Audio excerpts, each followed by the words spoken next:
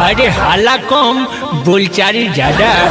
शांत हो जाइए, शांत हो जाइए, शांत हो जाइए। अरे आगे वाला ताकिए, पीछे वाला झांकिए और ऊपर नीचे वाला बंद रखिए।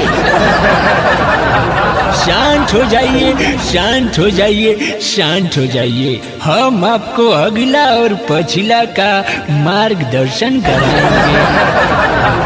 शांत हो जाइए, शांत हो जाइए, शांत हो जाइए। अरे चेला 162 का पोल खोलो और बोलो।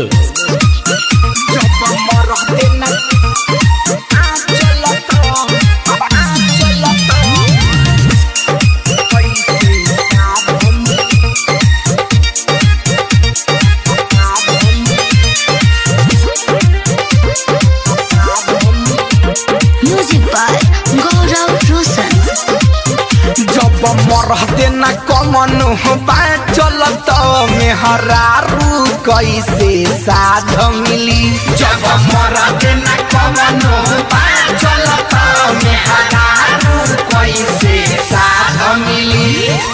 साध मिली न कब साध मिली, साध मिली न कब साध मिली। अरे तो सारा के जदि न सबत तोहरो उड़न बाज मिली। जब मरते न कवनो चलत मेहरारू कैसे साध मिली। अरे तो कहावत कोनो झूठ बा, जस करनी तस फल पाता, आ नरक जाए में काहे दुखाता। जैसी करनी वैसी भरनी।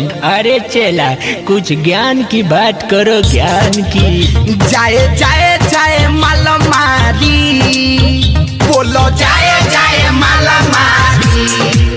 सतहारी मुहावा लगा के बन गया अब ब्रह्मचारी।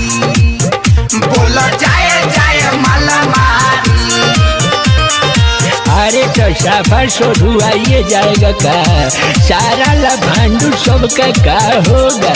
अरे बाबा अपना हाथ जगन्नाथ है नो, सुनी बताओ तानी। अरे तो बताओ न रे बच्चा। दिन भर जपी खाना महरे हरे, रात भर घूमी हो जाके घरे घरे। बच्चों थोड़ा ध्यान दो। दिन भर जपी खाना महरे हरे, रात भर घूमी हो जाके घरे घरे। अरे बेहुदा लॉकडाउन न है। ए बाबा टाउन में न लॉकडाउन है, यहाँ तो पाहुन है। दोसरा के होई बर्बादी तो तोहरा कैसे आबाद मिली। जब मरद न कवनो